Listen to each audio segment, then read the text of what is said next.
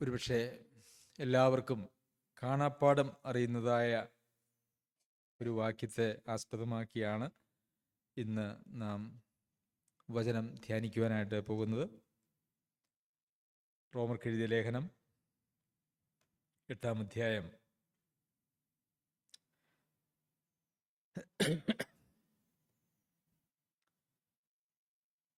അതിൻ്റെ 28-ാമത്തെ വാക്യം.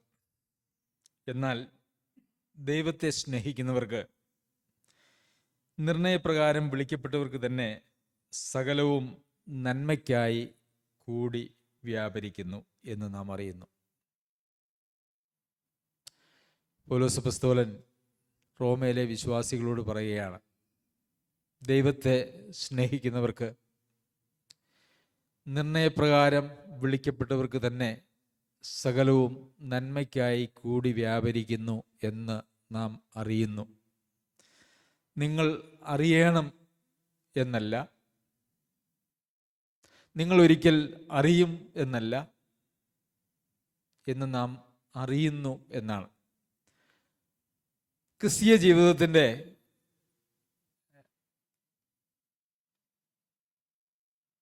മനോഹരത്വം, പ്രിയമുള്ളവരെ, ഈ അറിവിലാണ്. ദൈവത്തെ സ്നേഹിക്കുന്നവർക്ക്, നിർണയപ്രകാരം വിളിക്കപ്പെട്ടവർക്ക്, ആ രണ്ട് പദങ്ങളെക്കുറിച്ച് നാം ചിന്തിക്കുമ്പോൾ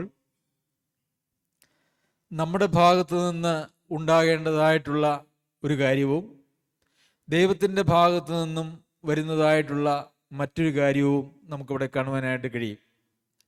ദൈവത്തെ സ്നേഹിക്കുക എന്ന് പറയുന്നത് നമ്മിൽ നിന്നും ഉത്ഭവിക്കേണ്ടതായ ഒരു കാര്യമാണ്, ദൈവത്തോടുള്ള സ്നേഹം എന്ന് പറയുന്നത്. എന്നാൽ നിർണയപ്രകാരം വിളിക്കപ്പെട്ടവർക്ക് എന്ന് പറയുമ്പോൾ ദൈവത്തിൻ്റെ ആ തെരഞ്ഞെടുപ്പ്, തൻ്റെ മുന്നറിവിനൊത്തവണ്ണം നമ്മെ തിരഞ്ഞെടുത്ത ആ തിരഞ്ഞെടുക്കപ്പെട്ടവരിൽ നാം ഉൾപ്പെട്ടിരിക്കുന്നു എങ്കിൽ, അതായത് ദൈവത്തിൻ്റെ വിളി കേട്ട്, കർത്താവിൻ്റെ വിളി കേട്ട് കർത്താവിനാൽ ആകർഷിക്കപ്പെട്ട് ആ ക്രൂശിൻ്റെ ചുവട്ടിലേക്ക് ചെല്ലുകയും അതുപോലെ തന്നെ ആ ദൈവത്തെ സ്നേഹിക്കുകയും ചെയ്യുന്നതായിട്ടുള്ള എല്ലാവർക്കും ഉള്ളതായ ഒരു വാഗ്ദത്വമാണ് എല്ലാം സകലവും നന്മയ്ക്കായി കൂടി വ്യാപരിക്കുന്നു എന്നുള്ളതായ യാഥാർത്ഥ്യം. എന്തുകൊണ്ടാണ് പൗലോസ് അപ്പോസ്തലൻ സകലതും നന്മയ്ക്കായി കൂടി വ്യാപരിക്കുന്നു എന്നറിയുന്നു എന്ന് പറയുവാനായിട്ടുള്ള കാര്യം? അതിന് ചില കാരണങ്ങളുണ്ട്. പുറകോട്ടുള്ള വാക്യങ്ങൾ വായിച്ചു നോക്കിയാൽ അതിൻ്റെ ചില കാരണങ്ങളെക്കുറിച്ച് അവിടെ അപ്പോസ്തലൻ പറയുന്നുണ്ട്. 18 മുതലുള്ള വാക്യങ്ങളിൽ, നമ്മിൽ വെളിപ്പെടുവാനുള്ള തേജസ് വിചാരിച്ചാൽ ഈ കാലത്തിലെ കഷ്ടങ്ങൾ സാരമില്ല എന്ന് ഞാൻ എണ്ണുന്നു. നമ്മിൽ വെളിപ്പെടുവാനുള്ള തേജസ് വിചാരിച്ചാൽ, അതായത് ദൈവ മക്കളെ സംബന്ധിച്ചിടത്തോളം അവരിൽ വെളിപ്പെടുവാനായിട്ടുള്ള ഒരു തേജസ് ഉണ്ട്. ആ തേജസ്സിനെ കുറിച്ച് വിചാരിച്ചാൽ ഈ കാലങ്ങളിലെ കഷ്ടങ്ങൾ സാരമില്ല എന്ന് ഞാൻ എണ്ണുന്നു. ആരെണ്ണുന്നു? പൗലോസ് എണ്ണുന്നു. അപ്പോസ്തലനായ പൗലോസ് എണ്ണുന്നു. വീണ്ടും 17-ാമത്തെ വാക്യത്തിൽ, നാം മക്കളെങ്കിലോ അവകാശികളുമാകുന്നു, ദൈവത്തിൻ്റെ അവകാശികളും ക്രിസ്തുവിന് കൂട്ടവകാശികളും തന്നെ. നാം അവനോടുകൂടെ തേജസ്കരിക്കപ്പെടേണ്ടതിന് അവനോടുകൂടെ കഷ്ടം അനുഭവിച്ചാലത്രേ. പ്രിയമുള്ളവരെ, ഇതാണ് ക്രിസ്തീയ ജീവിതം. നമുക്കായിട്ടൊരു തേജസ് ദൈവം ഒരുക്കി വെച്ചിട്ടുണ്ട്. ആ തേജസ് നാം പ്രാപിക്കണമെങ്കിൽ എന്തു വേണമെന്നാണ് വചനം പറയുന്നത്? അവനോടുകൂടെ കഷ്ടമനുഭവിച്ചാലത്രേ. കർത്താവിൻ്റെ തേജസ്സിനെ പ്രാപിക്കുവാൻ ദൈവം ഒരുക്കിയിരിക്കുന്നതായിട്ടുള്ള ഒരു വഴിയാണ് കഷ്ടമനുഭവിക്കുക. നിങ്ങളവിടെ ഒരു വാക്ക് ശ്രദ്ധിച്ചോ എന്ന് എനിക്കറിയത്തില്ല. അപ്പോൾ പിന്നെ കഷ്ടം അനുഭവിക്കുന്ന എല്ലാവർക്കും ആ ദയസ്കരണം ലഭിക്കുമോ? നമുക്കറിയാം, ലോകത്തിൽ നാനാവിധ വിശ്വാസങ്ങളും അതുപോലെ തന്നെ ഒരു വിശ്വാസവും ഇല്ലാത്തവരായിട്ടുള്ള ധാരാളം ആളുകൾ കഷ്ടമനുഭവിക്കുന്നവരായിട്ടുണ്ട്. അങ്ങനെ കഷ്ടമനുഭവിക്കുന്നത് കൊണ്ട് ഒരാൾക്ക് തേജസ് ലഭിക്കുമെങ്കിൽ എല്ലാവർക്കും ഈ ലോകത്തിൽ തേജസ് ലഭിക്കുമല്ലേ? ഏതെങ്കിലും ഒരു കഷ്ടമില്ലാത്തതായിട്ട് ഈ ലോകത്തിൽ ആരുമില്ല. എന്നാൽ അവിടെ ഒരു വാക്കുണ്ട്. എന്താണ്? അവനോടുകൂടെ അവനോട് കൂടെ കഷ്ടം അനുഭവിച്ചാൽ അത്രേ. കർത്താവായ യേശു ക്രിസ്തുവിനോട് കൂടെ കഷ്ടം അനുഭവിക്കുന്ന ആളുകൾക്ക് വെച്ചിരിക്കുന്നതായിട്ടുള്ള കാര്യമാണ് തേജസ്കരണം എന്ന് പറയുന്നത്. എങ്ങനെയാണ്? കർത്താവ് ഈ ലോകത്ത് വന്ന് ജീവിച്ച് മരിച്ചിട്ട് 2000-ലേറെ വർഷമായി അല്ലേ? 2000-ഓളം വർഷമായി. എങ്ങനെയാണ് 2000 വർഷങ്ങൾക്ക് മുമ്പ് ഈ ലോകത്തിലേക്ക് വന്ന് കഷ്ടം സഹിച്ചവനായിട്ടുള്ള കർത്താവായ യേശു ക്രിസ്തുവിനോട് കൂടെ നമുക്ക് കഷ്ടം സഹിക്കുവാനായിട്ട് കഴിയുക? എങ്ങനെയാണ്? അവനോട് കൂടെ കഷ്ടം സഹിച്ചാൽ അല്ലേ, അവനോട് കൂടെ കഷ്ടം അനുഭവിച്ചാൽ അത്രേ ആ തേജസ്കരണം നമുക്ക് വെച്ചിരിക്കുന്നത്. അപ്പോൾ എങ്ങനെയാണ് 2000 വർഷം മുമ്പ് ജീവിച്ചതായുള്ള കർത്താവിനോട് കൂടെ നമുക്ക് കഷ്ടം സഹിക്കുവാനായിട്ട് സാധിക്കുക? കർത്താവ് പോകുമ്പോൾ പറഞ്ഞു, ഞാനോ ലോകാവസാനത്തോളം എല്ലാ നാളും നിങ്ങളോട് കൂടെയുണ്ട്. ഞാനോ ലോകാവസാനത്തോളം എല്ലാ നാളും നിങ്ങളോട് കൂടെയുണ്ട്. എന്നിൽ വസിപ്പിൻ, ഞാൻ നിങ്ങളിലും വസിക്കും. അപ്പോൾ കർത്താവ് നമ്മളോട് കൂടെയുണ്ട് അല്ലേ? നാം കർത്താവിനോട് കൂടെയാണ്, നാം വസിക്കുന്നത് കർത്താവിലാണ്. അതുകൊണ്ടാണ് കർത്താവിനോട് കൂടെ കഷ്ടം സഹിക്കുവാൻ നമുക്ക് സാധ്യമാകുന്നത്. അല്ല എങ്കിൽ നമുക്ക് കർത്താവിനോട് കൂടെ, പണ്ടെങ്കിൽ നമ്മുടെ പൂർവികന്മാര്, മാതാപിതാക്കന്മാര്, മുത്തച്ഛന്മാരൊക്കെ ജീവിച്ചിരുന്നിട്ടുണ്ടായിരുന്നല്ലോ, അവരോടുകൂടെ നമുക്ക് കഷ്ടം അനുഭവിക്കണമെന്ന് പറഞ്ഞാൽ അത് സാധ്യമാകുന്ന ഒരു കാര്യമല്ല. നമ്മുടെ ബുദ്ധിക്ക് അത് വെറും മണ്ടത്തരമാണ് എന്ന് നമുക്ക് പറയുവാനായിട്ട് കഴിയും. അവരോടുകൂടെ കഷ്ടം സഹിക്കുവാനായിട്ട് കഴിയില്ല. എന്നാൽ 2000 വർഷം മുമ്പ് ജീവിച്ച് മരിച്ച് നമ്മളോട് കൂടെ ഇരിക്കുമെന്നും നമ്മിൽ വസിക്കുമെന്നും നമുക്ക് അവരിൽ വസിക്കുവാനും കഴിയുന്നതായിട്ടുള്ള കർത്താവിനോടുകൂടെ കഷ്ടമനുഭവിക്കുവാൻ നമുക്ക് സാധിക്കും. അതാണ് നമ്മെ തേജസ്സിലേക്ക് നടത്തുന്നതായിട്ടുള്ള കാര്യമെന്ന് പറയുന്നത്. അത് പറഞ്ഞിട്ടാണ് നമ്മിൽ വെളിപ്പെടുവാനിരിക്കുന്ന തേജസ് വിചാരിച്ചാൽ ഈ കാലത്തിലെ കഷ്ടങ്ങൾ സാരമില്ല എന്ന് ഞാൻ എണ്ണുന്നു എന്ന് പൗലോസ് അപ്പോസ്തലൻ പറയുന്നത്. ഈ 17-ാമത്തെ വാക്യത്തിന്റെ ആദ്യ ഭാഗം നമ്മൾ കണ്ടു. നാം മക്കളെങ്കിലോ അവകാശികളുമാകുന്നു, ദൈവത്തിൻ്റെ അവകാശികളും ക്രിസ്തുവിന് കൂട്ടവകാശികളും തന്നെ. ക്രിസ്തുവിന് നാം എല്ലാവരും കൂട്ടവകാശികളാണ്. ക്രിസ്തു എന്തൊക്കെ സഹിച്ചു? ക്രിസ്തു അനേക കഷ്ടങ്ങളിലൂടെ കടന്നുപോയി എന്നുള്ളത് നമ്മൾ വചനത്തിൽ വായിക്കുന്നുണ്ട്. അവസാനം എല്ലാവരാലും കൈവിടപ്പെട്ടവനായി, പിതാവിൽ നിന്ന് തന്നെയും കൈവിടപ്പെട്ടവനായി കർത്താവായ യേശു ക്രിസ്തു അങ്ങനെ ഒരു മനുഷ്യന് സഹിക്കാവുന്നത് അല്ലെങ്കിൽ മനുഷ്യന് ചിന്തിക്കാവുന്നതിന് അപ്പുറം കഷ്ടങ്ങൾ സഹിച്ചുകൊണ്ട് കർത്താവ് കടന്നുപോയി. കർത്താവ് ഇന്ന് തേജസ്കരിക്കപ്പെട്ടവനായി പിതാവിൻ്റെ വലത് ഭാഗത്ത് നമുക്കായിട്ട് പക്ഷപാതം കൊണ്ട് ജീവിക്കുന്നു. കർത്താവിന് കൂട്ടവകാശികളായി തീരുന്നു എന്ന് പറയുമ്പോൾ നമ്മൾ കർത്താവിൻ്റെ കഷ്ടങ്ങൾക്കും അവകാശമുണ്ട്. അതുപോലെ തന്നെ കർത്താവിൻ്റെ മഹത്വത്തിനും ആ തേജസ്കരണത്തിനും നമുക്ക് അവകാശമുണ്ട്. കഷ്ടങ്ങൾക്ക് എനിക്ക് കൂട്ടുവേണ്ട, എനിക്ക് ആ തേജസ് മാത്രം മതി എന്ന് പറഞ്ഞാൽ, പ്രിയമുള്ളവരെ, അങ്ങനെ ഒരു പരിപാടി ദൈവവചനത്തിലില്ല. കർത്താവിൻ്റെ കഷ്ടത്തിന് കൂട്ടാളികളാകാൻ മനസ്സുള്ളവർക്ക് മാത്രമേ കർത്താവിൻ്റെ തേജസ്സിന് കൂട്ടാളികളായി തീരുവാൻ ആ അവകാശത്തിലേക്ക് നമുക്ക് പ്രവേശിക്കുവാനായിട്ട് സാധിക്കുകയുള്ളൂ. നമുക്കറിയാം, ഇന്ന് അനേകരും അവരുടെ മതവിശ്വാസങ്ങളിൽ അല്ലെങ്കിൽ അവരുടെ സഭാ വിശ്വാസങ്ങളിലേക്കും അവരുടെ സഭകളിലേക്കും ഒക്കെ പോകുന്നത് അവർ ഈ ലോകത്തിലെ കഷ്ടങ്ങളൊക്കെ അവർക്ക് എങ്ങനെയെങ്കിലും ഒന്ന് ഒഴിവാക്കി കിട്ടണമെന്ന് പറയുന്ന വലിയ ആഗ്രഹത്തോടു കൂടിയാണ്. ഓരോ ദിവസവും അവർ പ്രാർത്ഥിക്കുമ്പോഴും അവർ സഭായോഗങ്ങൾക്ക് പോകുമ്പോഴും അല്ലെങ്കിൽ അവരവരുടെ മതപരമായിട്ടുള്ള ചടങ്ങുകൾ ചെയ്യുമ്പോഴും അവർ എണ്ണി അവരുടെ കഷ്ടങ്ങളൊക്കെയും അവരുടെ ദേവന്മാരുടെയോ ദേവിമാരുടെയോ ദൈവത്തിൻ്റെയോ മുമ്പാകെ പറഞ്ഞിട്ട് അവർ പറയുകയാണ്, ഞങ്ങൾക്ക് ഈ കഷ്ടങ്ങളിൽ നിന്നൊക്കെയും വിടുതൽ തരണം. എന്നാൽ ബൈബിൾ പറയുന്നു, ദൈവവചനം പറയുന്നു, കർത്താവ് പറയുന്നു, എൻ്റെ സകല അവകാശങ്ങൾക്കും, എൻ്റെ അവകാശങ്ങൾക്കൊക്കെയും നിങ്ങൾക്കും അവകാശമുണ്ട്. ഞാൻ ഭൂമിയിൽ കഷ്ടം സഹിച്ചു, നിങ്ങൾക്കും ആ കഷ്ടത്തിലൂടെ കടന്നു പോകുമ്പോൾ വലിയ ഒരു തേജസ് നിങ്ങൾക്കായിട്ടുണ്ട്. ഞാൻ കഷ്ടമനുഭവിച്ച് തേജസ്സിലേക്ക് വന്നതുപോലെ ഈ ഭൂമിയിൽ കഷ്ടമനുഭവിച്ച് നിങ്ങൾക്കും തേജസ്സിലേക്ക് വരുവാനായിട്ടുള്ള വലിയ സാധ്യതയുണ്ട്. ഇതാർക്കാണ് പ്രിയമുള്ളവരെ? ദൈവത്തെ, അതിനുശേഷം പറയുകയാണ്, അപ്പോസ്തലൻ പറയുകയാണ്, ദൈവത്തെ സ്നേഹിക്കുന്നവർക്ക്, നിർണയപ്രകാരം വിളിക്കപ്പെട്ടവർക്ക് സകലതും നന്മയായി കൂടി വ്യാപരിക്കുന്നു. അപ്പോൾ ക്രിസ്തുവിൻ്റെ കർത്താവായ യേശു ക്രിസ്തുവിനോട് കൂടി നാം സഹിക്കുന്നതായിട്ടുള്ള, ക്രിസ്തുവിനോട് കൂടി നാം സഹിക്കുന്നതായിട്ടുള്ള എല്ലാ കഷ്ടങ്ങളും നന്മയ്ക്കായി കൂടി വരുന്നു എന്ന് നാം അറിയുന്നതാണ് നമ്മുടെ ക്രിസ്തീയ ജീവിതം എന്ന് പറയുന്നത്. അതറിയാത്ത ഒരാളെ സംബന്ധിച്ചിടത്തോളം ഈ ക്രിസ്തീയ ജീവിതം ഈ ലോകത്ത് അസാധ്യമായിട്ടുള്ള ഒരു കാര്യമാണ്. നമുക്കറിയാം, അനേകര് കർത്താവിന്റെ ക്രൂശിനെ ഭയന്ന് അവർ വിശ്വാസം വിട്ട് പുറകോട്ട് പോയി. കർത്താവ് തന്നെ പറഞ്ഞു, ഭൂമിയിൽ ഞാൻ വരുമ്പോൾ, മനുഷ്യപുത്രൻ വരുമ്പോൾ വിശ്വാസം കണ്ടെത്തുമോ? അതിനുള്ള സാധ്യതയില്ല എന്നുള്ള ഒരു അർത്ഥത്തിലാണ് പറഞ്ഞിരിക്കുന്നത്. എന്നാൽ ക്രിസ്ത്യാനികളുടെ കണക്കെടുത്ത് നോക്കിക്കേ, ക്രിസ്ത്യാനികൾ അല്ലെങ്കിലും ക്രിസ്തുവിന്റെ പേര് വിളിക്കുന്നതായിട്ടുള്ള നാനാവിധ ജാതി മതസ്ഥരായിട്ടുള്ള ആളുകൾ നമുക്ക് ലോകത്തിൽ ധാരാളമുണ്ടല്ലോ. നമുക്കറിയാം, ക്രിസ്തു എന്ന ഒരു ദൈവത്തെ കൂടെ സ്വീകരിക്കാൻ യാതൊരു മടിയുമില്ലാത്തതായിട്ടുള്ള ധാരാളം മതങ്ങൾ ഈ ലോകത്തിലുണ്ട്. പക്ഷെ കർത്താവ് പറയുന്നു, മനുഷ്യപുത്രൻ വരുമ്പോൾ ഭൂമിയിൽ വിശ്വാസം, ദൈവസന്നിധിയിൽ സ്വീകാര്യമായിട്ടുള്ള ഒരു വിശ്വാസം കണ്ടെത്താൻ വളരെ പ്രയാസമാണ് എന്ന്. അപ്പോൾ ദൈവത്തെ സ്നേഹിക്കുന്നു, നിർണയപ്രകാരം വിളിക്കപ്പെട്ടുവോ എന്നുള്ളത് നാം എപ്പോഴും നമ്മെ തന്നെ പരിശോധിച്ച് ഉറപ്പുവരുത്തേണ്ടതായിട്ടുള്ള കാര്യമാണ്. ശരി, വീണ്ടും 8-ാം അധ്യായത്തിന്റെ തുടർന്നുള്ള വാക്യങ്ങൾ നാം വായിക്കുമ്പോൾ 31 മുതലുള്ള വാക്യങ്ങൾ, ഇത് സംബന്ധിച്ച് നാം എന്ത് പറയേണ്ടു? ദൈവം നമുക്ക് അനുകൂലമെങ്കിൽ നമുക്ക് പ്രതികൂലമാർ. സ്വന്തം പുത്രനെ ആദരിക്കാതെ നമുക്ക് എല്ലാവർക്കും വേണ്ടി ഏൽപ്പിച്ചു തന്നവൻ അവനോടുകൂടെ സകലവും നമുക്ക് നൽകാതിരിക്കുമോ? ദൈവം തെരഞ്ഞെടുത്തവനെ ആർ കുറ്റം നിമിത്തം നീതീകരിക്കുന്നവൻ ദൈവം, ശിക്ഷ വിധിക്കുന്നവൻ ആർ?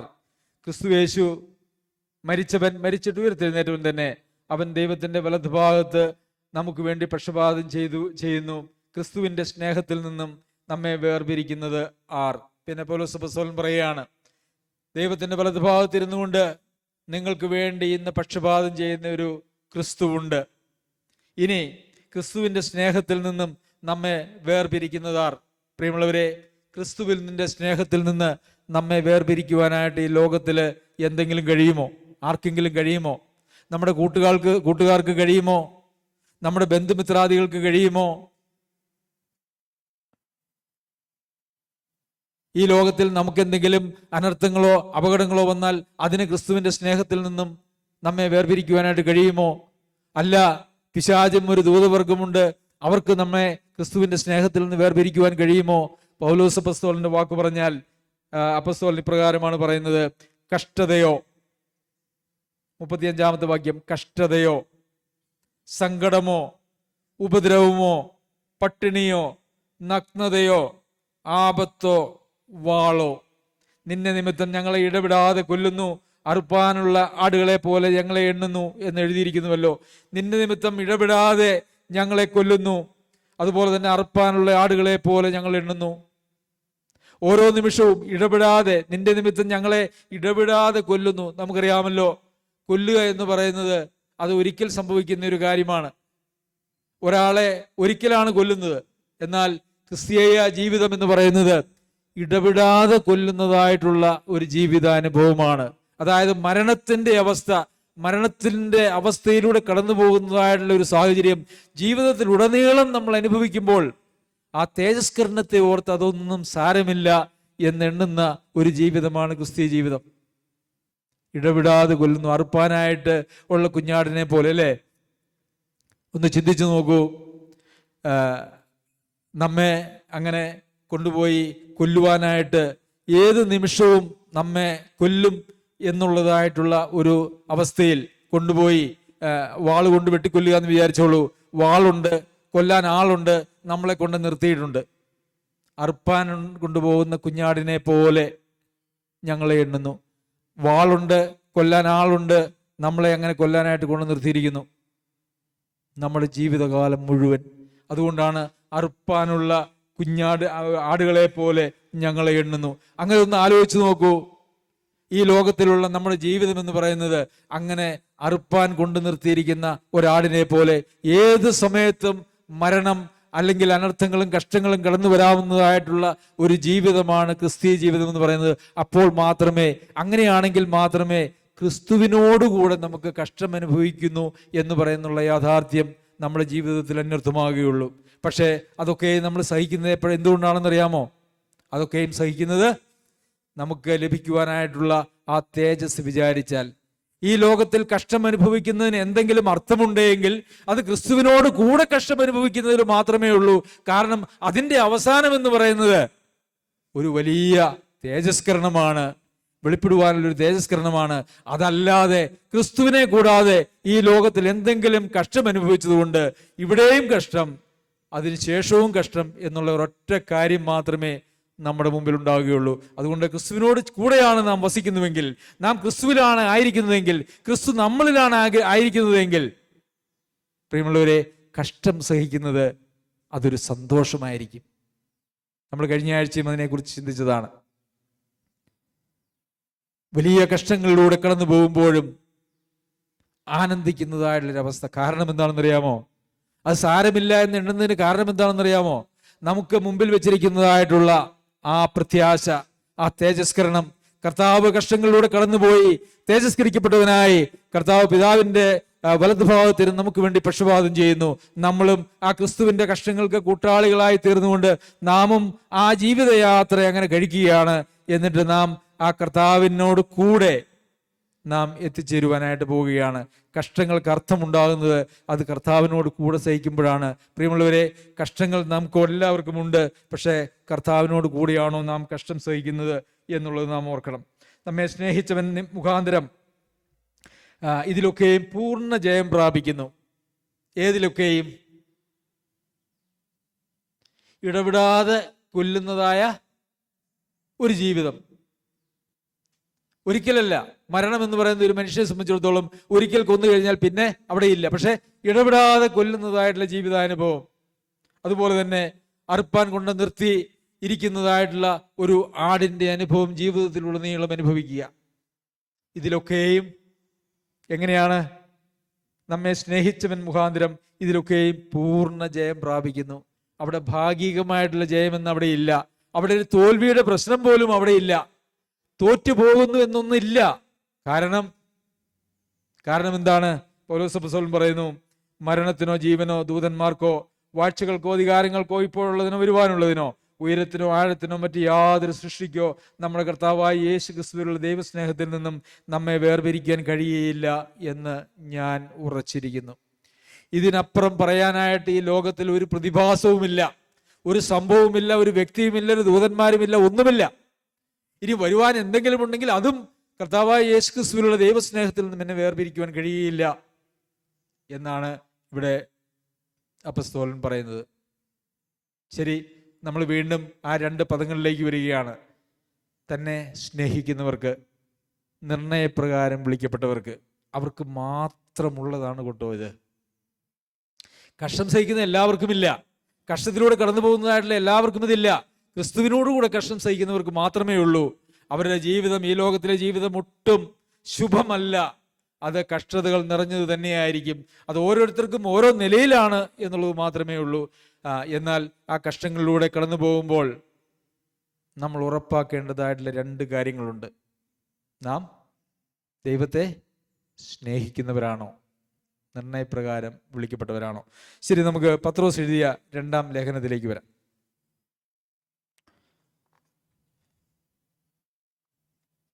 പത്രോസ് എഴുതിയ 2-ാം ലേഖനം.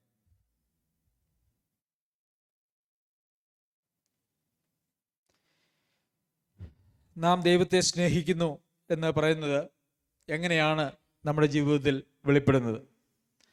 കർത്താവിലുള്ള നമ്മുടെ വിശ്വാസത്താലാണ്. ദൈവവും മനുഷ്യനുമായിട്ടുള്ള ബന്ധത്തിൻ്റെ പാലം എന്ന് പറയുന്നത് വിശ്വാസമാണ് എന്ന് നമ്മൾ കഴിഞ്ഞ ആഴ്ചയും ചിന്തിച്ചതാണ്. ആ വിശ്വാസമാകുന്ന പാലത്തിലൂടെയാണ് ദൈവത്തോടുള്ള നമ്മളുടെ ബന്ധമെന്ന് പറയുന്നത്. ആ ബന്ധം നിലനിൽക്കുന്നതും ആ ബന്ധം തുടരുന്നതും ആ ബന്ധം വർദ്ധിച്ചു വരുന്നതെല്ലാം ഈ വിശ്വാസം എന്ന് പറയുന്നതായിട്ടുള്ള കാര്യത്തിലൂടെയാണ്. നമ്മുടെ രക്ഷയ്ക്കടിസ്ഥാനം വിശ്വാസമാണ്. നമ്മുടെ ജീവിതത്തിനടിസ്ഥാനം വിശ്വാസമാണ്.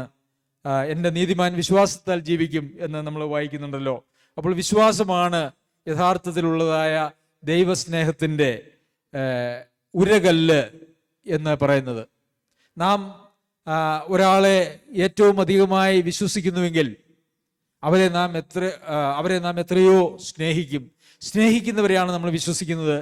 വിശ്വസിക്കുന്നവരെയാണ് നാം സ്നേഹിക്കുന്നത്.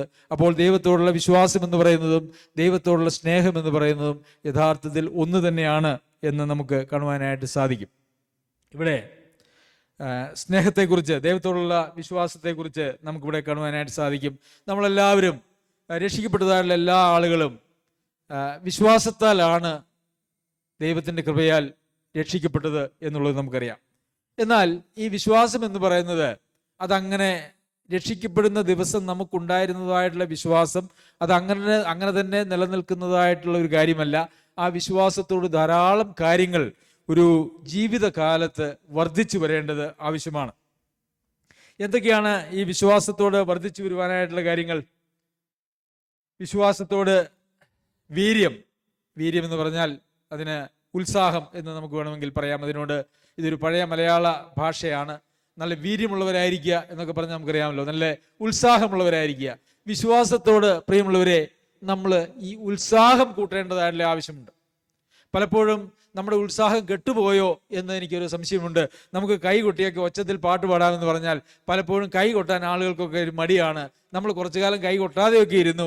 ഇനി അങ്ങനെ മൗനമായിട്ടിരിക്കേണ്ട, കൈ കൊട്ടി തന്നെ നമുക്ക് പാട്ട് പാടാം. എന്തോ ഒരു ഉത്സാഹക്കുറവ് അല്ലേ?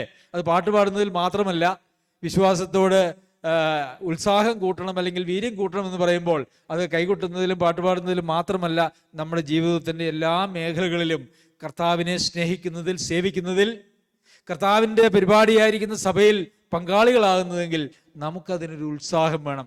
വിശ്വാസമുണ്ട്, എനിക്ക് യാതൊരു ഉത്സാഹവുമില്ല എന്ന് പറഞ്ഞാൽ എന്തോ ഒരു പ്രശ്നമുണ്ടല്ലേ? ഒരുപക്ഷെ രക്ഷിക്കപ്പെട്ടതായിട്ടുള്ള കാലഘട്ടത്തിൽ നമുക്ക് വലിയ ഉത്സാഹമുണ്ടായിരുന്നു. അതിനുശേഷം ഈ ഉത്സാഹം കുറഞ്ഞു പോയിട്ടുണ്ടെങ്കിൽ അവിടെയും എന്തോ ഒരു പ്രശ്നമുണ്ട്. ഉത്സാഹം കൂടിക്കൂടി, വിശ്വാസത്തോട് ഉത്സാഹം കൂടിക്കൂടി വരുന്നുണ്ടെങ്കിൽ നമ്മളിൽ ദൈവത്തിൻ്റെ സ്നേഹമുണ്ട്, അല്ലെങ്കിൽ നാം ദൈവത്തെ സ്നേഹിക്കുന്നവരാണ്. വീണ്ടും എന്താണ് നമുക്കിവിടെ കാണുവാനായിട്ട് കഴിയുന്നത്? വിശ്വാസത്തോട് വീര്യവും, വീര്യത്തോട് പരിജ്ഞാനവും. വിശ്വാസവുമുണ്ട്, ഉത്സാഹവുമുണ്ട്, പരിജ്ഞാനമില്ലാത്തതായിട്ടുള്ളൊരവസ്ഥ. പ്രിയമുള്ളവരെ, ഇന്ന് ലോകത്തെ, ക്രിസ്തീയ ലോകത്തിൻ്റെ ഏറ്റവും വലിയ, ഈ ഉത്സാഹികളായ വിശ്വാസികളുടെ ഏറ്റവും വലിയ പ്രശ്നമാണ് അവർക്ക് പരിജ്ഞാനമില്ല എന്നുള്ളത്. ഈ ഒരു ആദ്യത്തെ 10 വാക്യങ്ങൾ നമ്മൾ വായിച്ചാൽ ഈ പരിജ്ഞാനം എന്നുള്ളതായിട്ടുള്ള കാര്യം അവിടെ 4 പ്രാവശ്യം എഴുതിയേക്കുന്നത് നമുക്ക് കാണുവാനായിട്ട് കഴിയും. 2-ാമത്തെ വാക്യത്തിൽ ദൈവത്തിൻ്റെയും നമ്മുടെ കർത്താവായ യേശുക്രിസ്തുവിൻ്റെയും പരിജ്ഞാനത്തിൽ, യേശുക്രിസ്തുവിൻ്റെയും പരിജ്ഞാനത്തിൽ. 3-ാമത്തെ വാക്യത്തിൽ തൻ്റെ മഹത്വത്താലും വീര്യത്താലും നമ്മെ വിളിച്ചവന്റെ പരിജ്ഞാനത്താൽ. വീണ്ടും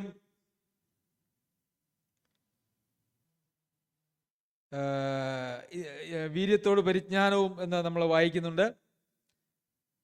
അതിനുശേഷം യേശുക്രിസ്തുവിന്റെ പരിജ്ഞാനം സംബന്ധിച്ച് ഉത്സാഹമില്ലാത്തവരും നിഷ്ഫലന്മാരുമായിരിക്കുകയില്ല. 8-ാമത്തെ വാക്യത്തിന്റെ 2-ാം ഭാഗം. അപ്പോൾ പരിജ്ഞാനം എന്ന് പറയുന്നതായിട്ടുള്ള കാര്യം, യേശുക്രിസ്തുവിനെ കുറിച്ചുള്ള പരിജ്ഞാനം എന്ന് പറയുന്നത് ഈ 8 വാക്യത്തിൽ 4 പ്രാവശ്യം ഉപയോഗിച്ചിട്ടുണ്ട്. പ്രിയമുള്ളവർ, എന്താണ് കർത്താവായ യേശുക്രിസ്തുവിന്റെ പരിജ്ഞാനം അല്ലെങ്കിൽ യേശുക്രിസ്തുവിനെ കുറിച്ചുള്ള പരിജ്ഞാനം എന്ന് പറയുന്നത്? അത് വേണം. നമുക്ക് വിശ്വാസം മാത്രം പോരാ, ഇച്ചിരി ഉത്സാഹം കൂടെ ഉണ്ടെങ്കിൽ അത് മതിയെന്ന് വെക്കാനായിട്ട് കഴിയുകയില്ല. പരിജ്ഞാനത്തിൻ്റെതായിട്ടുള്ള അപര്യാപ്തത ഇന്ന് ലോകത്തിലെ വിശ്വാസികളുടെ ഇടയിൽ ധാരാളമുണ്ട്. പരിജ്ഞാനത്തിലേക്ക് പോകുവാനായിട്ടുള്ള, വളരുവാനായിട്ടുള്ള യാതൊരു താല്പര്യവും വിശ്വാസികൾക്കില്ല എന്നുള്ളതാണ് ഒരു യാഥാർത്ഥ്യം. പിന്നെ പരിജ്ഞാനം വിശ്വാസികൾക്ക് ലഭിക്കുന്നതിന് ആവശ്യമായിട്ടുള്ള ദൈവവചന പഠനങ്ങളോ ഉപദേശങ്ങളോ ഇന്ന് ഇല്ല. മനുഷ്യൻ്റെ താൽക്കാലികമായിട്ടുള്ള ലൗകിക പ്രശ്നങ്ങളെ മാത്രം ചുറ്റിപ്പറ്റിയുള്ളതായ ഉപദേശങ്ങൾ മാത്രമേ അവർക്കുള്ളൂ എന്നുള്ളതുകൊണ്ട് ഈ പരിജ്ഞാനത്തിലേക്ക് വളരുക എന്ന് പറയുന്നത് ഇന്ന് നമുക്ക് കാണാൻ തീരെയുമില്ല. അപ്പോൾ വിശ്വാസത്തോടെ പരിജ്ഞാനം നമുക്കറിയാം. നമ്മുടെ കുഞ്ഞുങ്ങളെ എടുത്ത് നോക്കിക്കഴിഞ്ഞാൽ അവർക്ക് നല്ല ആരോഗ്യമുണ്ട്, നല്ല സൗന്ദര്യമുണ്ട്, എല്ലാമുണ്ട്. പക്ഷെ പരിജ്ഞാനമില്ല എന്ന് പറഞ്ഞാൽ നമ്മൾ എന്ത് പറയും? നല്ല ഉത്സാഹവുമുണ്ട്, അവർ ഓടിച്ചാടി നടക്കും. പരിജ്ഞാനമില്ല എന്ന് പറഞ്ഞാൽ നമുക്ക് എന്താണ് തോന്നുക അല്ലേ? വല്ല പ്രയോജനമുണ്ടോ? പരിജ്ഞാനമില്ല എന്ന് പറഞ്ഞാൽ ഒരു പ്രയോജനവുമില്ല. ആ വിശ്വാസം കൊണ്ട് എന്താ പ്രയോജനം? ആ പരിജ്ഞാനമുള്ള ഒരാൾക്ക് മാത്രമേ ആ വിശ്വാസത്തിന്റെ വഴിയിൽ സഞ്ചരിക്കുവാനും മറ്റുള്ളവർക്ക് എന്തെങ്കിലും അവർക്ക് പകർന്നു കൊടുക്കുവാനായിട്ടും കഴിയുള്ളൂ. അതുകൊണ്ട് പരിജ്ഞാനം എന്ന് പറയുന്നത് നമുക്ക് ആവശ്യമാണ്. വിശ്വാസത്തോടെ പരിജ്ഞാനം കൂട്ടുന്നുണ്ടെങ്കിൽ നാം ദൈവത്തെ സ്നേഹിക്കുന്നവരാണ്. പിന്നെ വീണ്ടും നമ്മൾ എന്താ കാണുന്നത്? പരിജ്ഞാനത്തോട് ഇന്ദ്രിയജയം. പരിജ്ഞാനമുണ്ട്, വിശ്വാസമുണ്ട്, എല്ലാം ഉണ്ട്. പക്ഷേ ഇന്ദ്രിയങ്ങളുടെ മേൽ യാതൊരു വിജയവുമില്ല. നമുക്കറിയാം, പഞ്ചേന്ദ്രിയങ്ങളെക്കുറിച്ചൊക്കെ വിശദീകരിക്കേണ്ടതായിട്ടുള്ള ആവശ്യമില്ല. നമുക്ക് നമ്മെ നിയന്ത്രിക്കുന്നത് ഇന്ദ്രിയങ്ങളാണോ അതെയോ നമ്മെ നിയന്ത്രിക്കുന്നത് ദൈവാത്മാവാണോ? നമ്മുടെ ജീവിതത്തിൽ നിരന്തരം ഓരോ ദിവസവും ഓരോ നിമിഷവും നമ്മളങ്ങനെ വിവിധങ്ങളായിട്ടുള്ള സാഹചര്യങ്ങളുമായിട്ട് ഏറ്റുമുട്ടുമ്പോൾ നമ്മുടെ തോന്നലുകൾ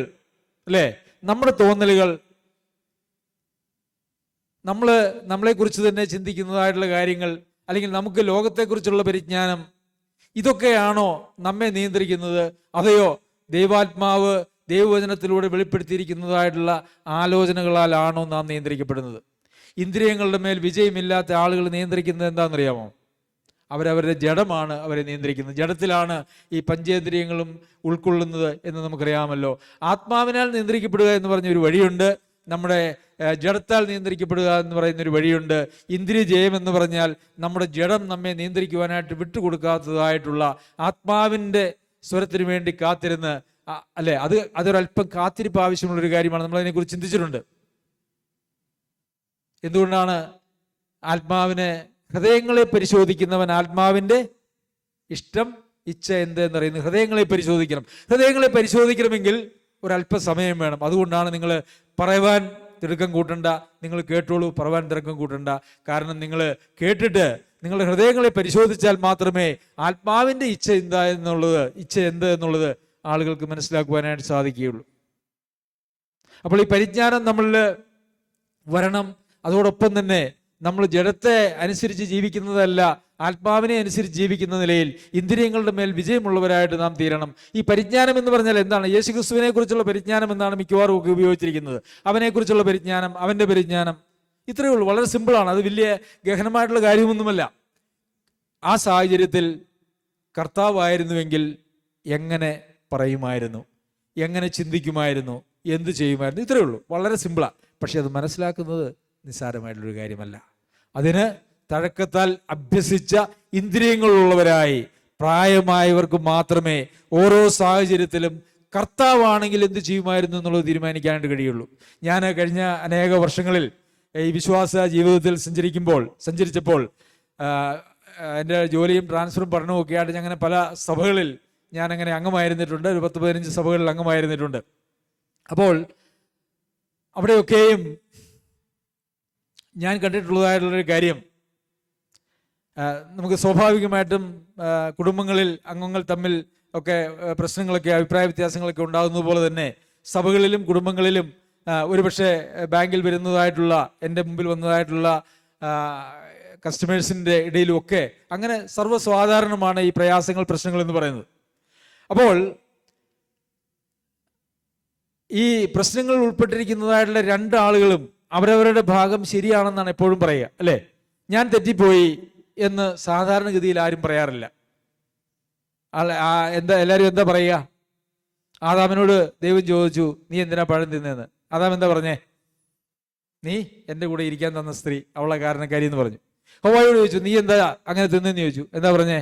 ആ പാമ്പെന്നെ ചതിച്ചു എന്ന് പറഞ്ഞതുപോലെ കുറ്റം സ്വയം ഏൽക്കാൻ ആരും തയ്യാറില്ല. എല്ലാവരും മറ്റുള്ളവരെയാണ്, അല്ലെങ്കിൽ എതിർകക്ഷിയാണ്, അല്ലെങ്കിൽ മൂന്നാം കക്ഷിയാണ് അവിടെ കുറ്റപ്പെടുത്തുന്നതെന്നറിയാം. എന്നാൽ ഈ ശരികൾ, അവർ പറയുന്നതിലൊക്കെ ഒത്തിരി ശരികളുണ്ട്. രണ്ട് പക്ഷത്തുമുള്ള ആളുകളിൽ ശരികളുണ്ട് ഒരു പരിധിവരെ. പക്ഷേ അവിടെ ക്രിസ്തുവായിരുന്നെങ്കിൽ, അവിടെ നമ്മുടെ കർത്താവായിരുന്നുവെങ്കിൽ ആ സാഹചര്യത്തിൽ എന്തു ചെയ്യുമായിരുന്നു എന്നുള്ളത് മാത്രമാണ് അതിനകത്തെ ശരി. നിങ്ങളൊരു ചൊല്ല് കേട്ടിട്ടുണ്ടെന്ന് വിചാരിക്കുന്നു. ശരി എന്ന് പറയുന്നത് ഏറ്റവും നല്ല ശരിയുടെ ശത്രുവാണ്. ഏറ്റവും നല്ല ശരി ഇരിക്കുമ്പോൾ ശരി എന്ന് പറയുന്നത് ഏറ്റവും നല്ല ശരിയുടെ ശത്രുവാണ്. നമുക്ക് ശരിയുടെ പിന്നാലെ പോകുവാനായിട്ട് നമുക്ക് അനുവാദമില്ല. നമ്മുടെ തോന്നലിന് അനുസരിച്ച് പോകുവാനായിട്ടുള്ള അനുവാദം നമുക്കില്ല. പരിജ്ഞാനം എന്ന് പറയുന്നത്, യേശുക്രിസ്തുവിനെ കുറിച്ചുള്ള പരിജ്ഞാനം എന്ന് പറഞ്ഞാൽ അത് ഒറ്റ കാര്യമേ ഉള്ളൂ. എന്താണ്? ക്രിസ്തുവായിരുന്നുവെങ്കിൽ ആ സാഹചര്യത്തിൽ എന്ത് ചെയ്യുമായിരുന്നു എന്നുള്ളത് മാത്രം. അതത്ര എളുപ്പമല്ല കേട്ടോ.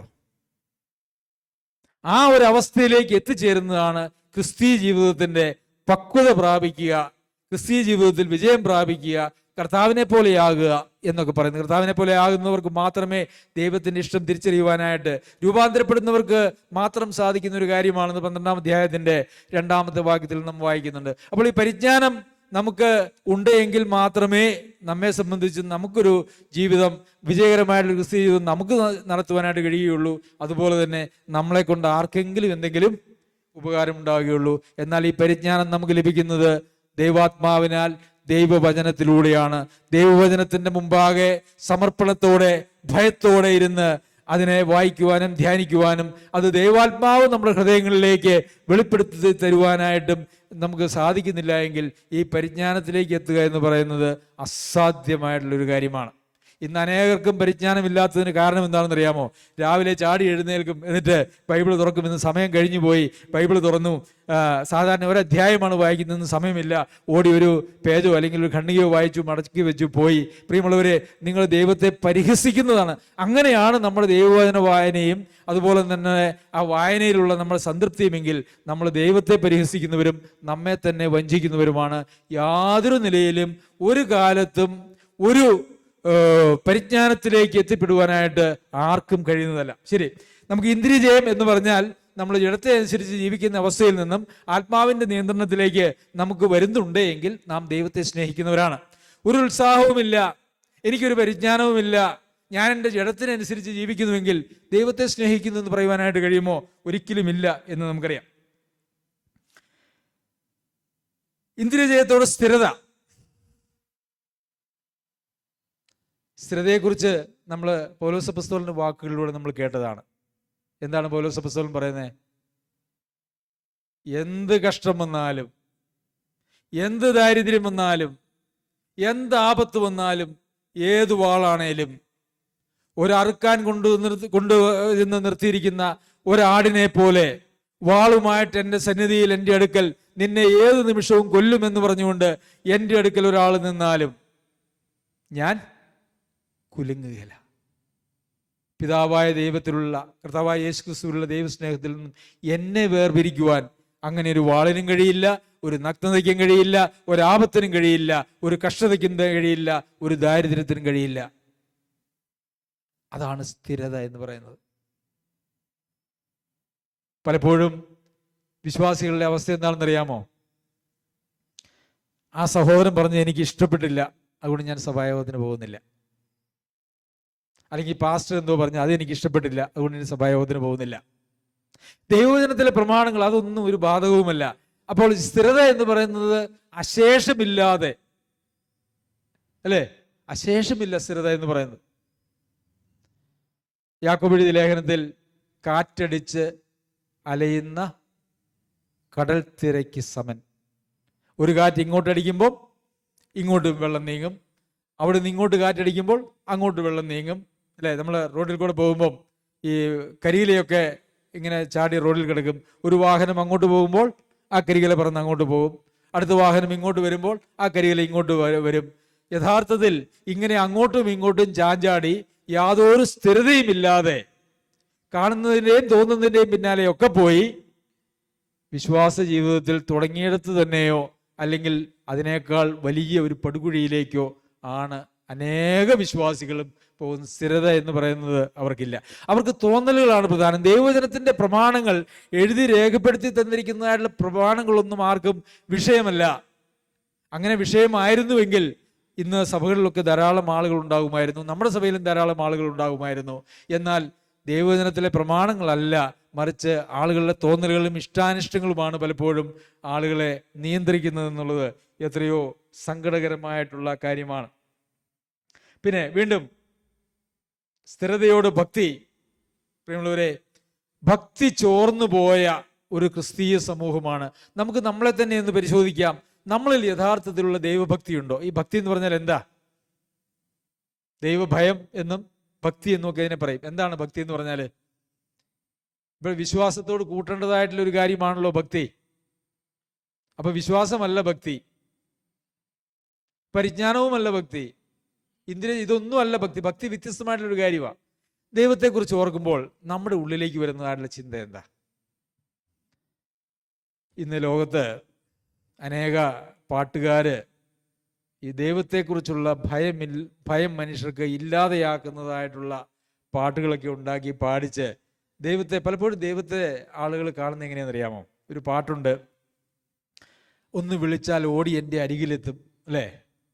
അങ്ങനെയൊക്കെ ഒരു പാട്ടുണ്ട്. അത് പാടുന്നതൊക്കെ നല്ല രസമാണ്. നമ്മളെ അതൊക്കെ നമുക്കൊരു ഉത്സാഹമൊക്കെ അത് തരും. പക്ഷേ ദൈവഭക്തിക്ക് നിരക്കുന്നതായിട്ടൊരു പാട്ടല്ല അത്. അപ്പോൾ ദൈവത്തെ നാം അവിടെ എങ്ങനെയാണ് നമ്മളവിടെ ചിത്രീകരിക്കുന്നത്? നമ്മളുടെ കൂട്ടത്തിലുള്ളൊരു കൂട്ടുകാരനെ പോലെ, അല്ലേ? കൂട്ടുകാരനാണോ എന്ന് ചോദിച്ചാൽ നമ്മുടെ കൂട്ടുകാരെ പോലുള്ളൊരു കൂട്ടുകാരനല്ല കർത്താവ്. കർത്താവ് വ്യത്യസ്തനായിട്ടുള്ളൊരു കൂട്ടുകാരനാണ്. അപ്പം നമ്മുടെ ചുറ്റുമുള്ള ആളുകളെ നാം കാണുകയും സമീപിക്കുകയും ചെയ്യുന്നത് പോലെ സമീപിക്കേണ്ടതായിട്ടുള്ള ഒരാളല്ല ദൈവം. ദൈവം പരിശുദ്ധൻ പരിശുദ്ധൻ പരിശുദ്ധൻ എന്ന് രാപ്പകൽ വിശ്രമമില്ലാതെ സ്തുതിക്കപ്പെടുന്ന ആരാധിക്കപ്പെടുന്നതായിട്ടുള്ള ദൈവം. ശക്തിയും സ്തുതിയും സ്തോത്രവും ബഹുമാനവും ബലവും സ്വീകരിപ്പാൻ യോഗ്യനായിരിക്കുന്ന ഈ സർവപ്രപഞ്ചത്തെയും സൃഷ്ടിച്ചവനായിട്ടുള്ള ദൈവം, ആ ദൈവത്തെ നമ്മളിൽ ഒരാളെ പോലെ കാണുക എന്ന് പറയുന്നത്, അങ്ങനെ ഒരു വലിയ അധപതനത്തിലേക്ക് ദൈവത്തെ ചിത്രീകരിച്ചുകൊണ്ട് ആക്കിയെന്ന് പറയുന്നത് ഇന്ന് നമ്മുടെ കുഞ്ഞുങ്ങളുടെ, അല്ലെ, യേശു അപ്പച്ചൻ എന്ന് കുഞ്ഞുങ്ങൾക്ക് നമ്മൾ പറഞ്ഞു കൊടുക്കും. അതിലൊരു അപകടമുണ്ട്. പിതാവാണ് എന്നുള്ളത് ശരിയാണ്, പക്ഷെ അതിൽ അപകടമുണ്ട്. എന്താണെന്നറിയാമോ? ഈ പിള്ളേർക്ക് അറിയാവുന്ന കുറെ അപ്പച്ചന്മാർ നമ്മുടെ കൂടെ ഉണ്ടല്ലേ. ഞാനും ഒരു അപ്പച്ചനാ. അപ്പൊ യേശു അപ്പച്ചൻ എന്ന് പറയുമ്പോൾ പിള്ളേരുടെ മനസ്സിലേക്ക് പോകുന്നത് എന്താണെന്നറിയാമോ? എൻ്റെ പപ്പയെ പോലെ അല്ലെങ്കിൽ എൻ്റെ അപ്പച്ചനെ പോലെ ഒരപ്പച്ചനാണ് യേശു അപ്പച്ചൻ. ശരിയാണോ? ദൈവഭയം ഇല്ലാതെയായി. വിശ്വാസികളുടെ ഉള്ളിലും ദൈവഭയമില്ല. ദൈവം എന്ന് പറയുമ്പോൾ എങ്ങനെയാ വിറയ്ക്കണം? ദൈവകൽപ്പനകളുടെ ലംഘനം എന്ന് പറയുമ്പോൾ നമുക്ക് വിറയലുണ്ടാവണം. പൗലോസ് അപ്പോസ്തലൻ കൊരിന്തിലെ ശുശ്രൂഷ ഇതിനെക്കുറിച്ച് പറഞ്ഞത്, ഭയത്തോടും വിറയലോടും കൂടെ ഞാൻ നിങ്ങളുടെ ഇടയിലിരുന്നു എന്നാണ്. എന്തിനാണ് പൗലോസ് അപ്പോസ്തലൻ ഭയപ്പെട്ടും വിറച്ചും അവിടെ ഇരുന്നത്? അതിന് കാരണമുണ്ട്. പൗലോസ് അപ്പോസ്തലൻ അറിയാം താൻ സേവിക്കുന്നതായിട്ടുള്ള ദൈവം എങ്ങനെയുള്ളൊരു ദൈവമാണ് എന്നുള്ളത് പൗലോസ് അപ്പോസ്തലൻ അറിയാമായിരുന്നു. ആ ദൈവത്തിന്റെ മക്കളുടെ കൂടെയാണ് ഞാൻ ഇരിക്കുന്നത് എന്നുള്ളത് പൗലോസ് അപ്പോസ്തലൻ അറിയാമായിരുന്നു. അതുകൊണ്ട് ഭയത്തോടും വിറയലോടും കൂടെ അല്ലാതെ പൗലോസ് അപ്പോസ്തലൻ അവരുടെ രീതിയിൽ ഇരിക്കുവാനായിട്ട് കഴിയില്ല. പ്രിയമുള്ളവരെ, ഇന്നലെ നമ്മൾ പഠിച്ചു ഭയത്തോടും വിറയലും, ഇന്നലെ കഴിഞ്ഞ ദിവസം പഠിച്ചു ഭയത്തോടും വിറയലോടും കൂടെ നിങ്ങൾ തീത്തോസിനെ സ്വീകരിച്ചു എന്ന് കൊരിന്തിലെ സഭയ്ക്കുള്ള ലേഖനം എഴുതുമ്പോൾ, ദൈവജനം അന്യോന്യം സ്വീകരിക്കുന്നതും അന്യോന്യം അവർ തമ്മിൽ ഇടപെടുന്നതും അതുപോലെ തന്നെ അതൊക്കെയും ഈ നിലയിലുള്ള ഒരു ഭയവും വിറയലും ഉണ്ടാകുന്നത് എപ്പോഴാണെന്നറിയാമോ? നമ്മുടെയൊക്കെ പിതാവായിട്ടുള്ള ദൈവം ഇങ്ങനെ സ്വർഗത്തിൽ സർവത്തിൻ്റെയും മേൽ ഭരിക്കുന്നവനായിട്ടുള്ള ദൈവമാണെന്നുള്ളൊരു ബോധ്യമാണ് നമ്മെ ഭയത്തോടും വിറയലോടും കൂടെ പരസ്പരമുള്ള ബന്ധത്തിലും ദൈവത്തോടുള്ള ബന്ധത്തിലും ജീവിക്കുവാനായിട്ട് നമ്മെ പ്രാപ്തരാക്കുന്നത്. ഈ ദൈവത്തെ സംബന്ധിച്ചതായ ഭക്തിയും ഭയവും ഇല്ലാതെ പോയതുകൊണ്ടാണ് ഇന്ന് പാപം ചെയ്യാൻ ആർക്കും ഒരു പ്രശ്നവുമില്ല. നമ്മുടെ ദൈവം എങ്ങനെയുള്ളൊരു ദൈവമാണ്? നാം വെറുക്കുന്നവനെ, എനിക്ക് ആരോടെങ്കിലും ഇഷ്ടക്കേടുണ്ടെങ്കിൽ ദൈവത്തിന് ആ വ്യക്തിയോടൊരു ഇഷ്ടക്കേടുണ്ട്, ഇല്ലേ? ഉണ്ടോ? അല്ലേ? നാം ആഗ്രഹിക്കുന്ന കാര്യങ്ങളൊക്കെ മേടിച്ചു തരുന്ന, നമ്മളെല്ലാവരും നമ്മുടെ ഉള്ളിൽ ഉണ്ടാക്കി വെച്ചിരിക്കുന്നതായിട്ടുള്ള ദൈവം എന്ന് പറയുന്നത് പലപ്പോഴും ബൈബിളിലെ ദൈവമല്ല. നമ്മുടെ രീതികളെല്ലാം അംഗീകരിക്കുന്ന, അല്ലേ? നമ്മുടെ വീട്ടിലും അയൽവക്കത്തും നമ്മൾ മാർക്കറ്റിലും ഒക്കെ നമ്മൾ എന്തെല്ലാം കാര്യങ്ങളൊക്കെ ചെയ്യുന്നോ അതെല്ലാം കണ്ട് ശരി, നീ ചെയ്തതൊക്കെ ശരിയെന്ന് പറഞ്ഞ് അതിനെയൊക്കെ അംഗീകരിക്കുന്ന, നമ്മൾ ഇഷ്ടപ്പെടുന്നതിനെ ഇഷ്ടപ്പെടുന്ന, നമ്മൾ ഇഷ്ടപ്പെടാത്തതിനെ ഇഷ്ടപ്പെടാത്ത, അങ്ങനെ ഒരു ദൈവമാണ് നമ്മുടെയൊക്കെ ഉള്ളിൽ നമ്മൾ പ്രതിഷ്ഠിച്ചു വെച്ചിരിക്കുന്ന ദൈവം. ബൈബിളിലെ ദൈവം അതല്ല. ബൈബിളിലെ ദൈവത്തോട് നമുക്ക് യഥാർത്ഥത്തിലുള്ളൊരു ഭക്തി ഉണ്ടെങ്കിൽ, ആ ദൈവഭയം നമ്മളിൽ ഉണ്ടെങ്കിൽ നമ്മുടെ ജീവിതം യഥാർത്ഥത്തിൽ ഏറെ മാറും. സ്നേഹം, നാം ദൈവത്തെ സ്നേഹിക്കുന്നുവോ? ദൈവത്തെ സ്നേഹിക്കുന്നുവെങ്കിൽ ആ ദൈവത്തോടുള്ള ഭക്തിയും ഭയവും നമ്മൾ നിരന്തരം അനുദിനം ഉണ്ടാകും. ശരി, പിന്നെ എന്താണ്? ഭക്തിയോട് സഹോദരപ്രീതിയോട് സ്നേഹവും കൂട്ടിക്കൊള്ളുവിൻ. ഇവിടെ സഹോദരപ്രീതിയും സ്നേഹവും എന്ന് പറയുന്നത് രണ്ടും രണ്ടായിട്ടാണ് എഴുതിയിരിക്കുന്നത്. എന്താണ് സഹോദരപ്രീതിയും സഹോദര സ്നേഹവും തമ്മിൽ? സഹോദരന്മാരുള്ള പ്രീതി, അല്ലേ? ഇതിന് രണ്ടിനും രണ്ട് വാക്കാണ് അതിൻ്റെ ഒറിജിനൽ ഭാഷയിൽ. മലയാളത്തിലും രണ്ട് വാക്കാണ്, എന്നാൽ ഇംഗ്ലീഷിൽ നോക്കിയാൽ അത് രണ്ടും ഏകദേശം ഒരേ വാക്ക് തന്നെയാണ്. അവിടെ സഹോദരന്മാരോടുള്ള ദയ എന്നാണ് ഇംഗ്ലീഷിൽ അത് എഴുതിയിരിക്കുന്നത് കൊണ്ട് അർത്ഥമാക്കുന്നത്. എന്നാൽ അത് ഇഷ്ടങ്ങൾ, സഹോദരന്മാരുള്ള ഇഷ്ടം, ദയ എന്നുള്ളതല്ല. അതിൻ്റെ ഒറിജിനൽ ഭാഷയിൽ അതിൻ്റെ വാക്കെടുത്ത് നോക്കി കഴിഞ്ഞാൽ സഹോദരന്മാരുള്ള ഇഷ്ടം, സഹോദരന്മാരോടുള്ള, സഹോദരങ്ങളോടുള്ള, ദൈവമക്കളോടുള്ള ഇഷ്ടം എന്ന് പറയുന്നത് നമ്മുടെ ഉള്ളിൽ ഉണ്ടാവണം. എന്നാൽ സ്നേഹം എന്ന് പറയുന്നത് അതിനേക്കാൾ ഏറെ അർത്ഥമുള്ളതായിട്ടുള്ളൊരു കാര്യമാണ്. സഹോദരന്മാരെ ഇഷ്ടപ്പെടുകയും അതുപോലെ തന്നെ സഹോദരന്മാരെ സ്നേഹിക്കുകയും ചെയ്യണം. ഈ സ്നേഹമില്ലാതെ ഇഷ്ടമുണ്ടാകുമോ, ഇഷ്ടമില്ലാതെ സ്നേഹം ഉണ്ടാകുമോ, അതൊക്കെ നമുക്കൊരു പക്ഷേ ഒരു സംശയം ഉണ്ടാകാനായിട്ടുള്ള സാധ്യതയുണ്ട്. സ്നേഹിക്കുമ്പോഴും ചിലപ്പോൾ ഇഷ്ടപ്പെടാൻ പറ്റാതെ വരും. അത് നിങ്ങൾ ഇതിനെ തമ്മിൽ വേർതിരിച്ച് മനസ്സിലാക്കിയാൽ അത് നമുക്ക് കാണുവാനായിട്ട് സാധിക്കും. ജീവൻ പോലും കൊടുക്കാൻ കഴിയുന്നതായിട്ടുള്ള സ്നേഹം ഒരു സഹോദരനെ സ്നേഹിക്കുമ്പോഴും ഒരു സഹോദരനിലുള്ളതായിട്ടുള്ള ചില കാര്യങ്ങൾ നമുക്ക് ഇഷ്ടമില്ലാത്തത് കാണാൻ സാധ്യതയുണ്ട്. എങ്കിലും സ്നേഹിക്കാതിരിക്കാനായിട്ടുള്ള ഒരവകാശവുമില്ല. അപ്പോൾ സ്നേഹവും ഇഷ്ടവും തമ്മിലുള്ള വ്യത്യാസം നിങ്ങൾക്ക് മനസ്സിലായെന്ന് ഞാൻ വിചാരിക്കുന്നു. സഹോദര പ്രീതി എന്ന് പറയുന്നത് ഉണ്ടായിരിക്കണം, അതുപോലെ തന്നെ സ്നേഹവും ഉണ്ടായിരിക്കണം. ഇതുണ്ടെങ്കിൽ മാത്രമേ ദൈവത്തെ സ്നേഹിക്കുന്നു എന്ന് നമുക്ക് പറയാനായിട്ട് കഴിയുകയുള്ളൂ. ദൈവത്തെ സ്നേഹിക്കുന്നവർക്ക്, നിർണയപ്രകാരം വിളിക്കപ്പെട്ടവർക്ക് സകലതും നന്മയ്ക്കായി കൂടി വ്യാപരിക്കുന്നു. അപ്പോൾ നാം ദൈവത്തെ സ്നേഹിക്കുന്നുണ്ടോ? തൻ്റെ സഹോദരനെ സ്നേഹിക്കാൻ കഴിയാത്തവന് ദൈവത്തെ സ്നേഹിക്കുവാനായിട്ട് കഴിയില്ല. അപ്പോൾ നാം ദൈവത്തെ സ്നേഹിക്കുന്നുണ്ടോ, യഥാർത്ഥത്തിൽ സ്നേഹിക്കുന്നുണ്ടോ എന്നറിയാനായിട്ട് ഒറ്റ മാർഗമേ ഉള്ളൂ. സഹോദരനെ സ്നേഹിക്കുന്നുണ്ടോ എന്ന് നോക്കിയാൽ മതി. നമ്മുടെ സഹോദരന്മാരെ സ്നേഹിക്കാനായിട്ട് നമുക്ക് കഴിയുന്നില്ല എങ്കിൽ ദൈവത്തോട് സ്നേഹമുണ്ട് എന്ന് പറയുന്നത് വെറും വ്യാജമാണ്. അങ്ങനെ വ്യാജമായിട്ടുള്ള സ്നേഹവും വ്യാജമായിട്ടുള്ള വിശ്വാസവുമായിട്ടാണ് അനേകര് ഇന്ന് ക്രിസ്തീയ ലോകത്ത് ജീവിക്കുന്നത്. അവർക്കത് തിരിച്ചറിയാൻ പോലും കഴിയാതെ, അല്ലേ? ക്രിസ്തീയ ജീവിതം എന്ന് പറഞ്ഞാൽ എന്താ? ഒന്ന് ഏറ്റുപറഞ്ഞ് സ്വീകരിച്ച് സ്നാനപ്പെട്ട് പിന്നെ വല്ലപ്പോഴും ബൈബിൾ വായിക്കുക, പ്രാർത്ഥിക്കുക, സഭായോഗത്തിന് പോയി, ഇതാ ക്രിസ്തീയ അല്ലല്ല. അതും ക്രിസ്തീയ ജീവിതത്തിൽ അതൊക്കെ ഉണ്ടെന്നുള്ളത് ശരിയാണ്. പക്ഷെ അത് ക്രിസ്തീയ ജീവിതവുമായിട്ട് ഭയങ്കര വ്യത്യാസമാണ്. അപ്പോൾ ദൈവത്തെ നാം സ്നേഹിക്കുന്നുവെന്ന് നമുക്ക് പറയണമെങ്കിൽ ഈ പറഞ്ഞ കാര്യങ്ങളൊക്കെ നമ്മളെ വിശ്വാസത്തോട് നാം ചേർത്തിരിക്കണം. അല്ലെങ്കിൽ നാം അവകാശപ്പെടുന്നതായിട്ടുള്ള ദൈവസ്നേഹം നമ്മളില്ല. ദൈവത്തെ സ്നേഹിക്കുന്നവർക്ക് മാത്രമേ ഈ എല്ലാം എന്ത് സംഭവിച്ചാലും അത് നന്മയ്ക്കായിട്ട് കൂടി വ്യാപരിക്കുകയുള്ളൂ. അപ്പം നമ്മൾ യഥാർത്ഥത്തിലുള്ള ദൈവസ്നേഹം നമ്മളില്ല എങ്കിൽ നമ്മുടെ ജീവിതത്തിൽ വരുന്നതൊക്കെ നന്മയ്ക്കായി തീരും എന്ന് നമ്മൾ ചിന്തിക്കുന്നെങ്കിൽ അതൊരു ശുദ്ധ അബദ്ധമാണ്. ദൈവത്തെ സ്നേഹിക്കുന്നവർക്ക് മാത്രമാണ് കർത്താവിനോട് കൂടിയുള്ള ഒരു ക്രൂശ്, കർത്താവിനോട് കൂടി കഷ്ടം സഹിച്ച് ഒരു തേജസ്കരണത്തിലേക്ക് പോകുവാനായിട്ട് സാധിക്കുകയുള്ളൂ. ശരി, രണ്ടാമത്തെ കാര്യം എന്താണ്? നിർണയപ്രകാരം വിളിക്കപ്പെട്ടവർക്ക്. അതും ഇവിടെ പത്രോസ് അപ്പോസ്തലൻ ഈ രണ്ടാമത്തെ ലേഖനത്തിൽ അതും അവിടെ പറയുന്നുണ്ട്. 10-ാമത്തെ വാക്യത്തിൽ, അതുകൊണ്ട് സഹോദരന്മാരെ, നിങ്ങളുടെ വിളിയും തിരഞ്ഞെടുപ്പും ഉറപ്പാക്കുവാൻ അധികം ശ്രമിപ്പിൻ. ഇങ്ങനെ ചെയ്താൽ ഒരു നാളും ഇടറിപ്പോകാതെ നമ്മുടെ കർത്താവും രക്ഷിതാവുമായ യേശുക്രിസ്തുവിന്റെ നിത്യരാജ്യത്തിലേക്കുള്ള പ്രവേശനം ധാരാളമായിട്ട് പ്രാപിക്കും. അതുകൊണ്ട് സഹോദരന്മാരെ, നിങ്ങളുടെ വിളിയും തിരഞ്ഞെടുപ്പും ഉറപ്പാക്കുവാൻ അധികം ശ്രമിപ്പിൻ. ഇവിടെ നിർണയപ്രകാരം വിളിക്കപ്പെട്ടവർക്ക് എന്ന റോമർക്ക് എഴുതിയ ലേഖനത്തിൽ നമ്മൾ വായിച്ചു. ഇവിടെ വിശ്വാസികൾക്ക് എഴുതുകയാണ്, നിങ്ങളുടെ വിളിയും തിരഞ്ഞെടുപ്പും നിങ്ങളൊന്ന് ഉറപ്പാക്കിക്കൊള്ളണേ. വിളിയും തിരഞ്ഞെടുപ്പും ഉറപ്പാക്കിയിട്ടുണ്ടെങ്കിൽ മാത്രമേ ഈ സകലതും നമ്മുടെ നന്മയ്ക്കായി കൂടി വ്യാപരിക്കുന്നു എന്ന് പറയുന്നതായിട്ടുള്ള ആ വാക്തത്വം നമുക്ക് ബാധകമാകുകയുള്ളൂ. വിളിയും തിരഞ്ഞെടുപ്പും ഉറപ്പാക്കണം. വിളിയും തിരഞ്ഞെടുപ്പും ഉറപ്പാക്കിയില്ലെങ്കിൽ എന്ത് സംഭവിക്കും? ഉറപ്പാക്കിയില്ലെങ്കിൽ ഇടറിപ്പോകാനായിട്ടുള്ള സാധ്യതയുണ്ട്, അല്ലേ? അത് ഉറപ്പാക്കിയാൽ മാത്രമേ ഇടറിപ്പോകാതെ നമ്മുടെ കർത്താവും രക്ഷിതാവുമായ യേശുക്രിസ്തുവിന്റെ നിത്യരാജ്യത്തിലേക്കുള്ള പ്രവേശനം ധാരാളമായി പ്രാപിക്കും എന്നുള്ളത് ഉള്ളൂ. അവിടെ ഈ ധാരാളമായി എന്ന് പറയുന്ന വാക്കിന് വലിയ പ്രാധാന്യം കൊടുത്തുകൊണ്ട് അല്ലെങ്കിലും പ്രവേശിക്കുമെന്ന് പറഞ്ഞ് പഠിപ്പിക്കുന്നതായിട്ടുള്ള ചില കാര്യങ്ങളൊക്കെ ഞാൻ അങ്ങനെ കേട്ടിട്ടുണ്ട്, ചില പ്രസംഗങ്ങളൊക്കെ കേട്ടിട്ടുണ്ട്. ഈ ധാരാളമായി എന്നുള്ളതിനാണ് അവിടെ പ്രാധാന്യം, അല്ലാതെ അവിടെ നിത്യരാജ്യത്തിലേക്കുള്ള പ്രവേശനത്തിന് പ്രാധാന്യം കൊടുക്കുന്നില്ല. അത് യഥാർത്ഥത്തിൽ തെറ്റായിട്ടുള്ള ഒരു സമീപനമാണ്.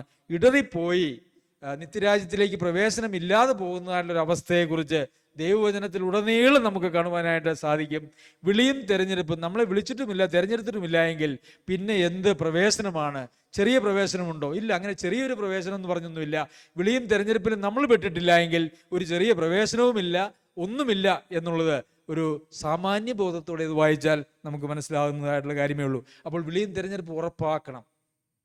പത്രോസ് അപ്പോസ്തലൻ താൻ സുവിശേഷം പ്രസംഗിച്ച് രക്ഷിക്കപ്പെട്ട് സ്ഥാപിച്ചതായിട്ടുള്ള സഭകൾക്കും അന്നത്തെ വിശ്വാസികൾക്കും എഴുതുകയാണ്. എന്താണ്? നിങ്ങളുടെ വിളിയും തിരഞ്ഞെടുപ്പും നിങ്ങൾ ഉറപ്പാക്കിക്കൊള്ളണം. എന്നാൽ മാത്രമേ ആ നിത്യരാജ്യത്തിലേക്കുള്ള പ്രവേശനം ലഭിക്കുകയുള്ളൂ, നിങ്ങൾ ഇടറിപ്പോകാതിരിക്കുകയുള്ളൂ. അതിന് മുമ്പ് പറഞ്ഞിരിക്കുന്നതായുള്ള ചില കാര്യങ്ങളാണ് ആ പറഞ്ഞതിന് അടിസ്ഥാനം എന്ന് പറയുന്നത്. എന്താണ് മുമ്പ് പറഞ്ഞിരിക്കുന്നത്?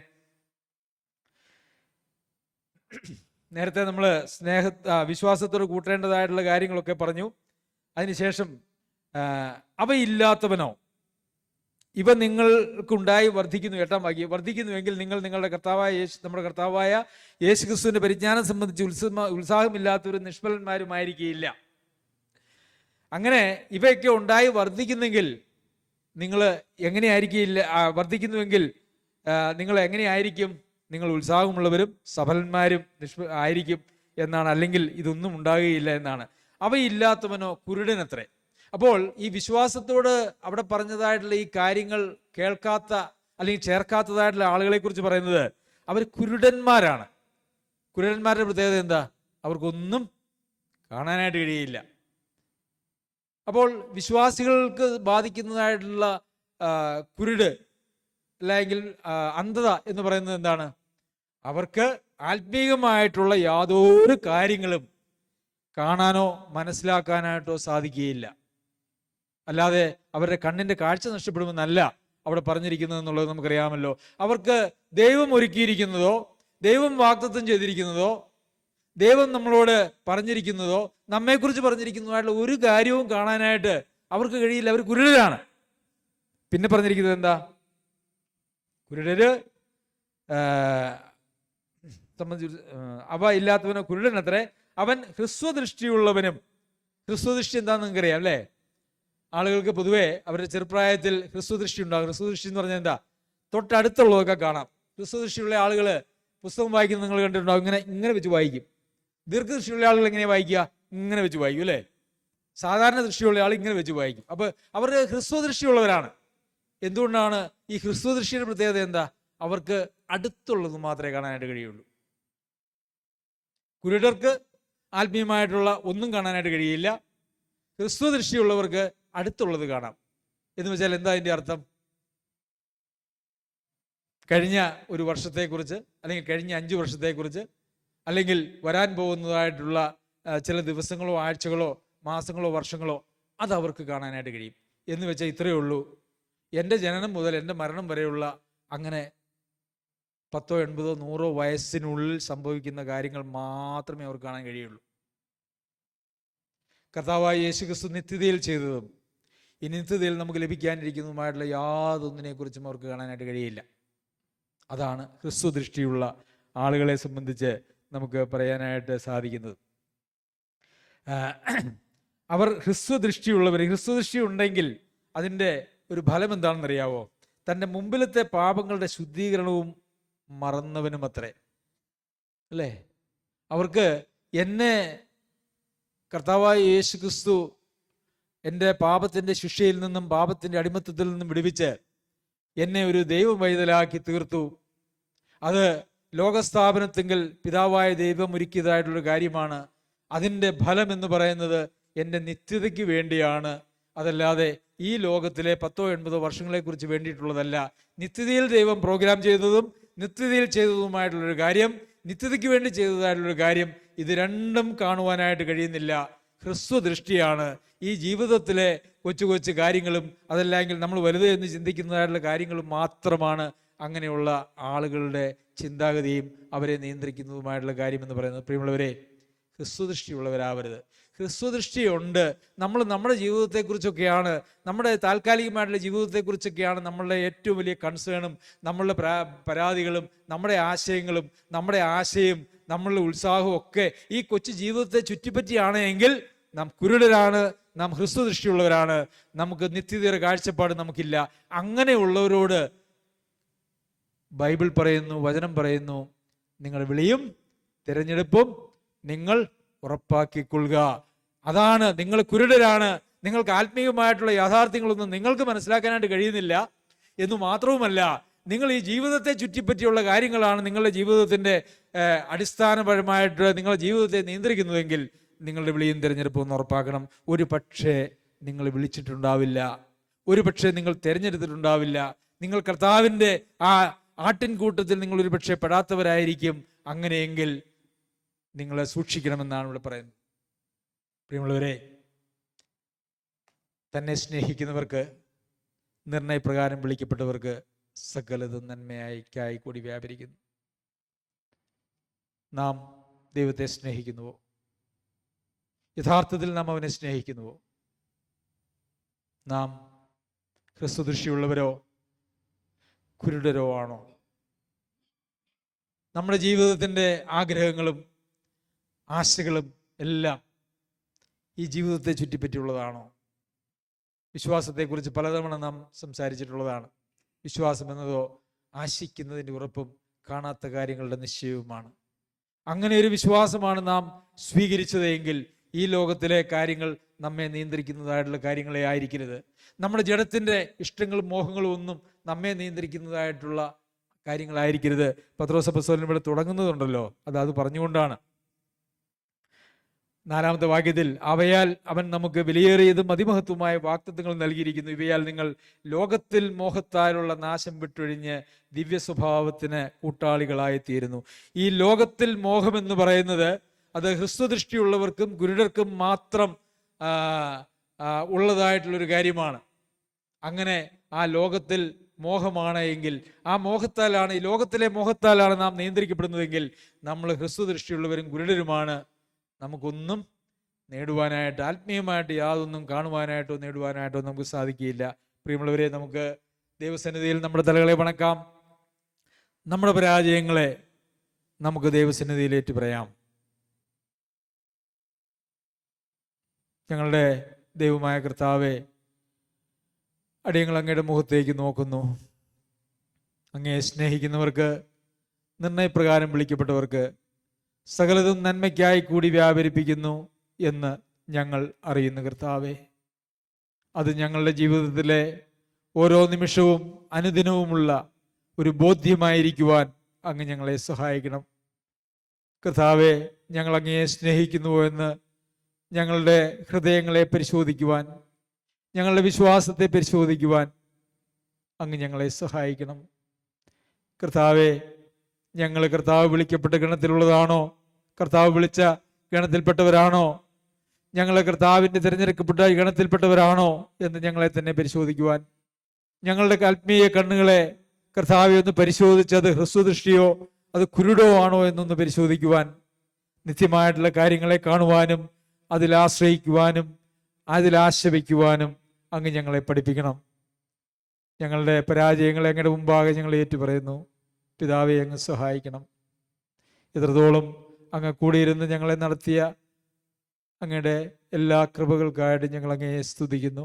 അനുദിനമുള്ള മനസാന്തരത്തിലൂടെ കർത്താവെ അങ്ങയുടെ ഇഷ്ടം ചെയ്ത് നിത്യതര കാഴ്ചപ്പാടിൽ ഇവിടെ ജീവിക്കുവാൻ അങ്ങ് ഞങ്ങളെല്ലാവരെയും സഹായിക്കണം കർത്താവെ. യേശുക്രിസ്തുവിന്റെ നാമത്തിലാകയാൽ കൃപയുണ്ടായി കേൾക്കുമാറാകണം സ്വർഗീയ പിതാവേ.